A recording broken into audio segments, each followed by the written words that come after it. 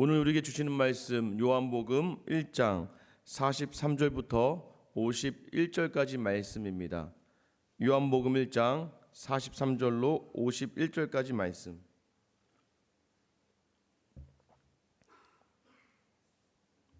우리 같이 한 목소리로 다 같이 읽겠습니다. 이튿날 예수께서 갈릴리로 나가려 하시다가 빌립을 만나 이르시되 나를 따르라 하니 빌립은 안드레와 베드로와 한 동네 벳세다 사람이라. 빌립이 나다나엘을 찾아 이르되 모세가 율법에 기록하였고 여러 선지자가 기록한 그 일을 우리가 만났으니 요셉의 아들 나사렛 예수니라. 나다나엘이 이르되 나사렛에서 무슨 선한 것이 날 수 있느냐. 빌립이 이르되 와서 보라 하니라.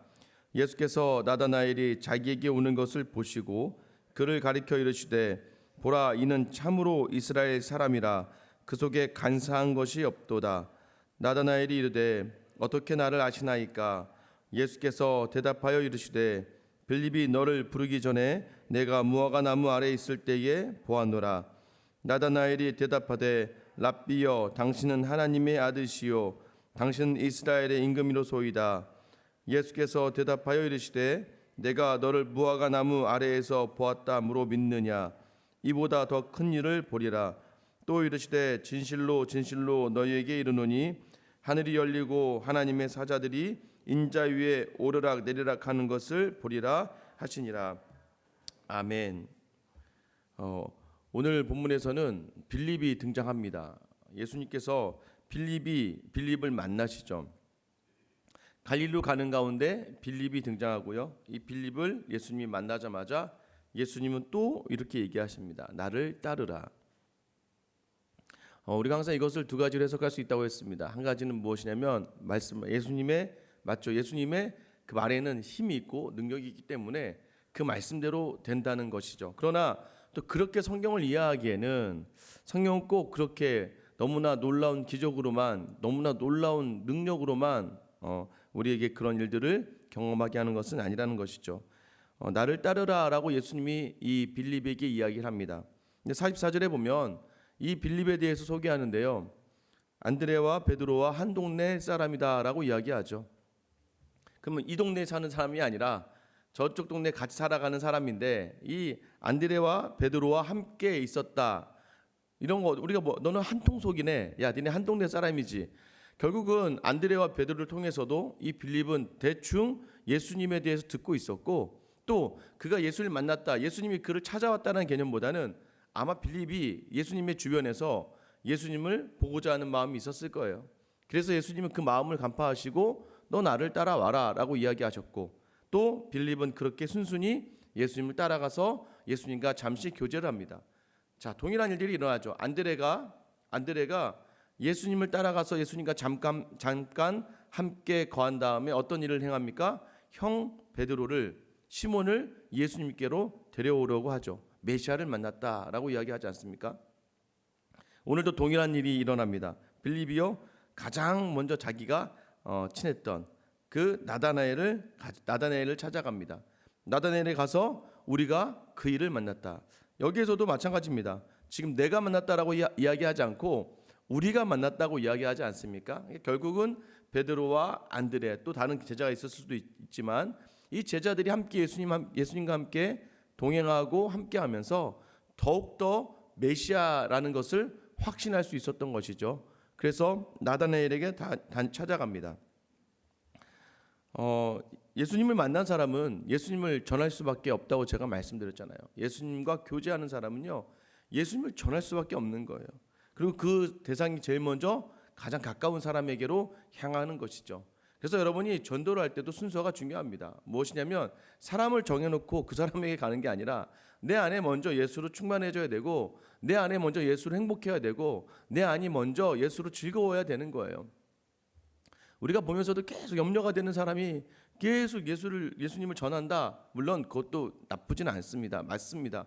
그러나 그것이 너무나 염려가 되고 너무나 걱정이 되는 것이 아니라 참 그 사람이 경제적으로나 육체적으로 어렵고 힘든데도 불구하고 그 사람 안에 항상 무언가 모르는 기쁨과 평안과 안식이 더해질 때 그 사람이 전하는 그 복음이 능력이 있는 것이죠. 여기서 우리가 중요한 것은 무엇입니까? 우리의 모습 가운데서 우리는 항상 우리의 모습을 염려한다는 것이죠. 오늘 나다니엘을 보면요, 나다니엘은 조금 뭔가 달랐다는 것 같아요. 나다니엘은 빌립이 확신에 차서 모세가 율법으로 이야기했던, 또 여러 선지자가 기록했던 그 일을 만났다라고 이야기하고, 그가 요셉의 아들 나사렛 예수다라고 이야기합니다. 그런데요, 나다니엘이 굉장히 냉소적인 답을 줍니다. 나사렛에서 뭐 선한 것이 나겠냐? 이 말은 이제 교회 다니는 사람들끼리 다른 사람을 비하할 때 많이 사용되어지고, 또 교회 안 다니는 사람들도 이런 표현을 많이 사용합니다. 거기서 뭐 선한 게 날 수 있니? 라고 물어보는 것이죠. 저는 이제 그 전라북도 김제 출신입니다. 어려서 이제 거기서 태어났는데요. 이제 서울에 올라와서 초등학교 2학년 때 서울에 올라와서요. 갑자기 저희 아버님이 계속 뭐 물어보시는 거예요. 너는 커서 뭐가 되고 싶니? 뭐가 될래? 저희 뭐 초등학교, 중학교 때 여러분 거의 보통 나오는 게 뭐예요? 대통령이 될 거예요. 뭐 장관이 될 거예요. 이러지 않습니까? 저희 아버지가 그걸 너무 심각하게 받아들이셔서 저를 그 호적을 바꿔버리셨습니다. 본적을 바꿨어요. 어디로 바꿨냐면 제가 그때 살고 있던 경기도 광명시로 본적을 바꿨습니다. 왜 바꿨을까요?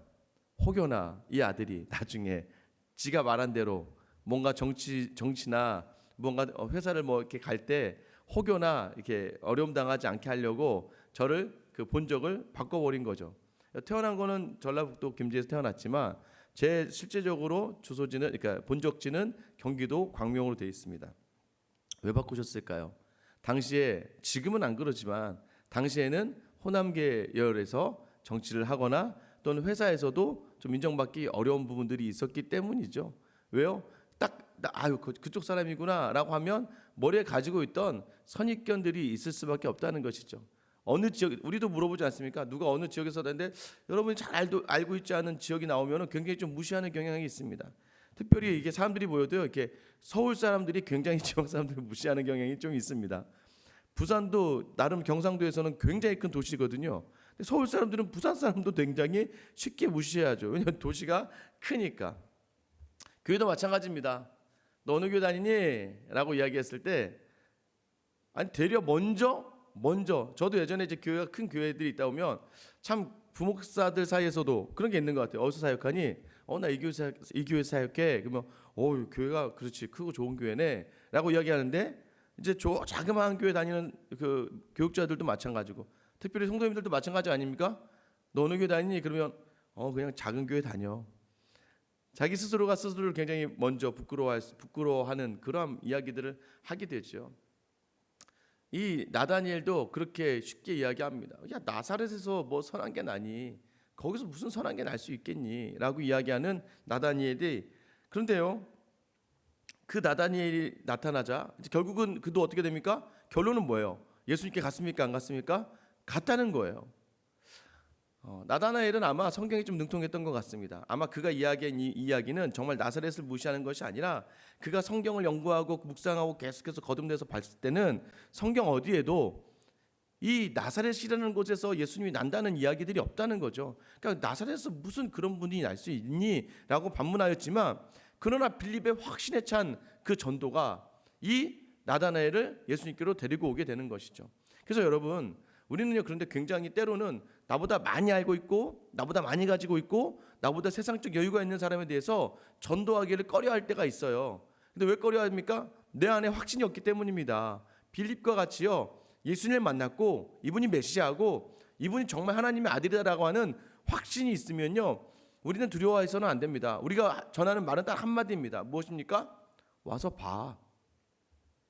네가 와서 봐봐. 이 말 외에는 할 필요가 없는 거예요. 그래서 그 다음엔 무엇입니까? 그 다음엔 하나님이 일하시는 것이죠. 하나님께서 어쨌든 간에 이 나다니엘이 결론은 왔다는 거예요. 그래서 누가 반드시 전도에 승리합니까?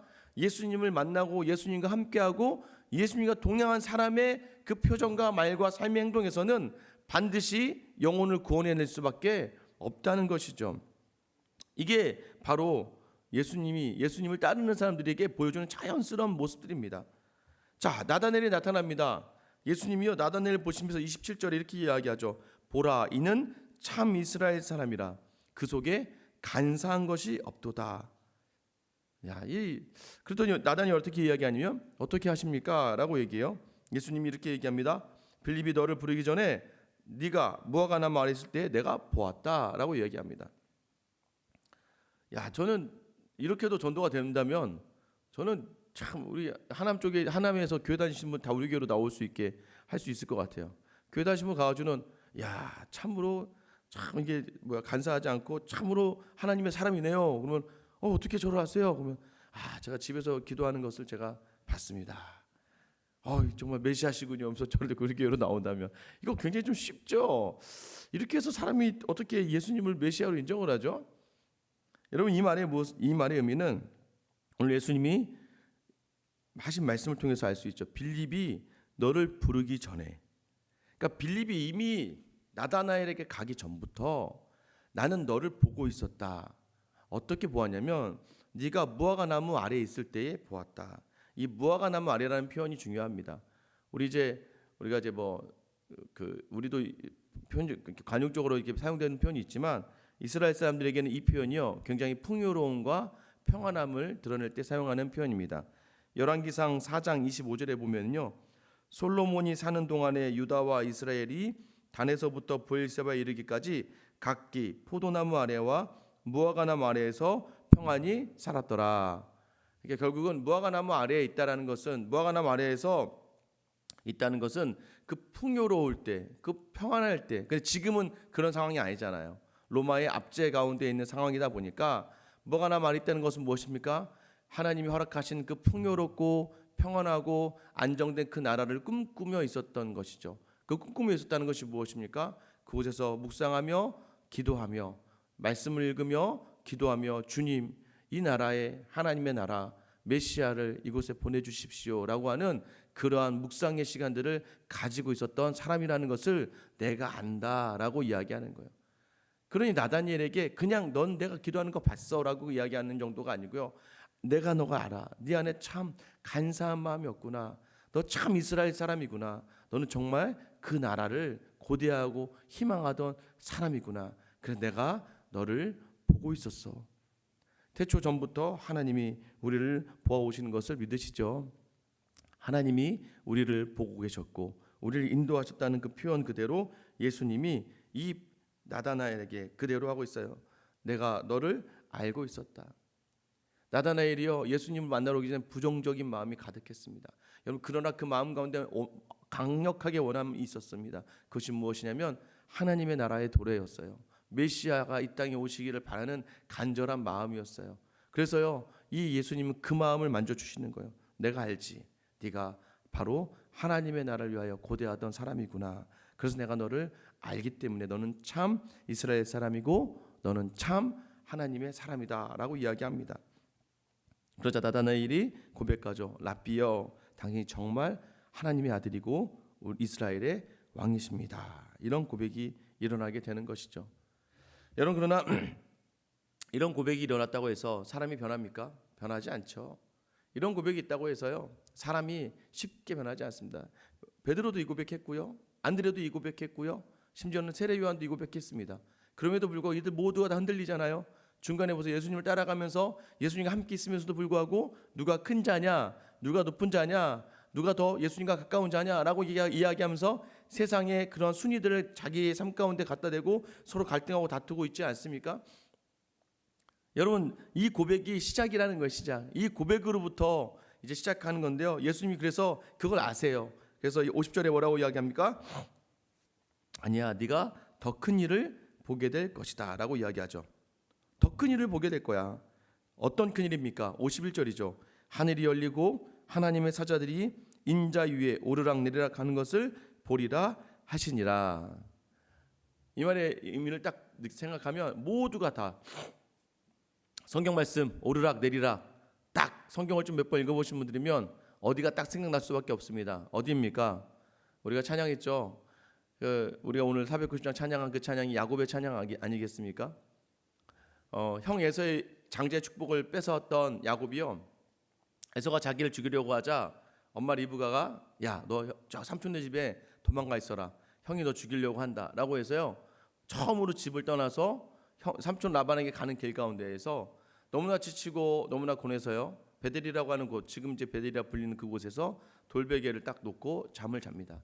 잠을 잘 때 꿈을 꾸죠. 꿈을 꾸는데 어떤 꿈을 꿉니까? 갑자기 사닥다리가 쫙 생기고 하늘의 문이 열리고 하나님이 거기 거하시고 천사들이 오르락 내리락 했다는 겁니다.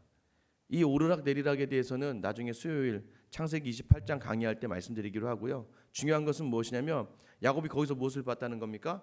하늘 문이 열리고 하나님을 영광을 보고 그 천사들이 오르락 내리락하는 그 영광 가운데 있었다는 거예요. 자, 여러분, 이제 그럼에도 불구하고 야곱의 삶이 어떻습니까? 사기꾼의 삶을 살아가죠. 계속해서 사기꾼의 삶을 살아가지만 결국 하나님은 그를 창대한 민족의 이스라엘의 처음으로 만들어서 이름을 이스라엘로 변화시키는 사람으로 세우지 않습니까? 여러분, 이 일들을 이야기하는 거예요. 봐라, 야, 그 시작이야. 지금 이제 네가 나 고백하는 그 고백이 아직 아니야. 내가 너를 무화과 나무 아래서 봤다고 나를 믿는다고 하냐? 더 놀랍고 큰 일을 보여줄게. 왜냐하면 내가 진정한 하늘과 땅을 연결하는 사닥다리이고, 내가 진정한 하늘의 문을 여는 사람이고, 내가 진정한 하나님의 집으로 너희를 인도하는 하나님의 아들 메시아 예수 그리스도다. 오직 한 길 되시는 그 사람이 바로 나다. 그래서 내가 너희를 반드시 하나님의 나라로 이끌어가는 것을 보게 될 것이야 라고 말씀하시죠. 근데 중요한 건 51절 누구에게 이야기하는지 보세요. 지금 51절을 보세요. 51절 같이 읽어볼까요? 시작. 또 이르시되 진실로 진실로 너희에게 이르노. 여기까지요. 지금 누구에게 얘기하는 겁니까? 지금 나다나엘 한 사람에게 이야기하는 거예요? 아니죠. 너희라고 이야기하죠. 그러니까 그 전까지는 전부 다 1인칭으로 이야기돼요. 나다나엘에게만 이야기하는 것처럼 보입니다. 그러나 마지막에 내가 너희를 하늘문이 열리고 하늘이 열리고 또 무엇입니까? 또 그곳에서 하나님의 놀라운 집, 하나님의 집이 열리는 것들, 그러니까 사자들이 인자 위에 오르락 내리락 하는 것을 내가 너희에게 보여준다고 이야기하지 않습니까? 이 너희는 누구일까요? 베드로와 안드레와 빌립, 그 제자들에게 반드시 보여준다라고 하시는 것이죠. 이 땅을 살아가는 것이 굉장히 힘듭니다. 여러분, 우리가요 믿음을 지켜내기가 굉장히 어렵습니다. 왜 어려운 줄 아세요? 우리에게 믿음이 있기 때문이에요. 우리에게 간사함이 있지 않고 우리에게 정말 깨끗하고 순결하고 거룩하신 예수 그리스도가 있기 때문에 우리는 이 땅을 살아가는 것이 너무 힘들 수밖에 없습니다. 크리스찬이 당연한 일이에요. 우리에게는요 당연히 오늘이 힘들 수밖에 없는 이유는 이 세상 속에서 믿음을 가지고 살아가기 때문입니다. 그렇기 때문에 우리는요 계속해서 이런 기도를 하게 돼요. 하나님 좀 보여주세요. 보여주세요. 그 영광을 보면 우리는 당장이라도 오늘 목숨을 바칠 수 있을 것 같아요. 그렇죠? 여러분 기도하다 환상이 확 일어나서요 여기서요 정말 천사가 나타나던 예수님이 나타나던 하나님이 나타나던 영광을 보여주면서 너 감당해라 라고 하면 할 수 있을 것 같아요. 저는 아브라함이요 그닥 그렇게 어렵다고 느껴지지 않습니다. 아브라함 믿음의 조상이잖아요. 근데 아브라함을 보면 온전히 왜요? 저도 밤에 환상으로 나타나서 정말 하나님이 음성으로 저에게 재윤아 뭐 저보고 뭐 제주도로 가라 뭐 갑자기 오늘 밤에 제가 자고 있는데 확 막 그냥 뭐 휘황찬란한 빛이 나타나면서 저에게 하나님이 저에게 재윤아 넌 제주도로 가라. 하나님을 떠나라. 온 지 한 달밖에 안 됐는데요. 그래도 떠나라. 그러면 저는 여러분에게 얘기할 수 있을 것 같아요. 제가 환상을 봤습니다. 하나님이 저를 제주도로 보내셨어요. 이런 거 원하지 않으십니까? 가끔 기도하다가 또는 말씀 보다가 하나님이 확 나타나가지고는 영광이 확 나타나서 저를 막 이끌어가서 막 기도하다 우리 기도대로 딱 움직여 그렇게 하라고 하시면 너무 쉽고 너무 간단하지 않겠습니까? 맡기면 되니까. 그런데 우리에게 그것을 보여주지 않으세요. 오늘 나다나엘의 이 고백 속에서도요. 그래 네 믿음 있네. 그러나 더 기대해라. 더 큰 일을 기대해봐. 그 큰 일이 어떤 일들인지 내가 너에게 반드시 보여줄게. 오늘 여전히 우리를 부르시는 주님은요. 여러분 우리가요 그 기적을 보면서 그 놀라운 이적을 보면서 예수를 믿기를 원하지 않으십니다. 자녀들이요 부모가 주는 돈, 부모가 보여주는 사랑의 형태를 보면서 부모를 사랑하기를 원하지 않으시죠? 부모가 돈이 있을 때만 사랑하고 섬기고 그러다가 돈이 없어서 힘들어지면 부모를 모른 채하고 내어던지는 것, 그것이 효도입니까? 효자입니까? 아니죠. 무엇이에요? 예수님이 오늘 나다니엘과 어떻게 만나주십니까? 인격적으로 만나주시잖아요. 내가 너의 마음을 알지. 그리고 그와 함께 하시고 그와 동행하시며 그의 손을 붙들어 주시는 것이죠. 오늘도 여전히 변화되지 않는 상황 속에서 또 낙담할 수밖에 없는 그런 환경 속에서 그럼에도 불구하고 이 말씀을 들으러 나온 우리에게 그래도 여전히 내가 너와 함께하고 네가 나와 함께하는구나. 그렇다면 기대해라. 내가 큰 일을 너희에게 보여줄게. 여전히 변화되지 않는 우리의 기도 제목들 속에서도 이것이 우리에게 축복일 수밖에 없는 이유는 무엇입니까? 우리는요 이제 전능하신 하나님과 태초부터 말씀으로 나를 위하여 함께 하셨던 그 하나님과 마음껏 소통할 수 있는 하늘의 문이 지금 우리에게 열려 있다는 것을 아셔야 됩니다. 그리고 이 교회를 통해서 우리가 하나님의 집에 거하고 있다는 것을 아셔야 됩니다. 그래서 우리에게 주어진 특권이 무엇입니까? 마음껏 아버지와 함께 교제할 수 있는 그 은혜가 지금 우리 가운데 있다는 거예요. 이 새벽에 나온 여러분들 말씀을 들으시고 기도하는 가운데 마음껏 이 주님과 교제하시며 이 주님이 우리에게 약속하신 바들을 반드시 기대하고 소망하며 우리의 가정과 또 우리 교회 안에서 이 놀라운 영광을 반드시 경험하고 반드시 우리에게 허락된 하늘나라가 있잖아요. 그러나 또 우리에게 이 세상에서 주시는 놀라운 영광의 자리로 인도하실 그 주님을 기대하며 오늘 마음껏 우리와 교제를 원하신 주님과 기도로 교제하시며 나아가 승리할 수 있는 하루 될 수 있기를 주님의 이름으로 축원합니다. 이제 기도하실게요. 기도하실 때요, 주님 나의 교만함을 내려놓고 주님 앞에 나아갑니다. 주님 나를 알아봐 주셔서 너무나 감사합니다. 태초부터 나를 주목해 주셨고 또 여전히 나를 보고 계신 그 예수님께서 오늘 내 안에 오셔서 하늘의 문을 여시고 내 마음에 자정하셔서 우리를 오늘 나다나엘의 고백이 있게 하여 주시고 또 정말 그 고백 무엇입니까? 주님은 나의 하나님 또 주님은 나의 왕이십니다. 오늘 그 이름을 힘입어 우리의 마음의 보따리를 쏟아내오니 주님 그 영광을 보게 하여 주시옵소서라고 오늘 기도하셨으면 좋겠습니다. 또 우리 교회가 와서 봐라 세상의 모든 사람들에게 정말 빌릴 것 같은 마음으로 또 우리 나다니엘 같은 고백이 있는 삶으로 다른 사람들에게 이 예수를 증거할 수 있는 주님의 귀한 공동체 우리 생수의강교회가 되게 해달라고 기도해 주시고요. 오늘 캄보디아에서 선교하신 조유진 선교사님 남편을 여의고 상담받는 가운데 있습니다. 그 상담 속에서 남편을 잃은 모든 상처가 치유되고 하나님으로 말미암아 회복되어서 다시 캄보디아를 향하는 발걸음을 인도하여 주시고 비어있는 현지의 교회의 모든 성도들의 그 신앙을 지켜주시며 또 여전히 힘들어하는 부모님들의 그 상처를 하나님이 만져주시고 위로해달라고 오늘 시간 더 큰 일을 보리라. 오늘 우리와 인격적인 교제를 더 원하시는 그 주님께 우리 주님이란 번 부르며 기도하며 나아가겠습니다. 주여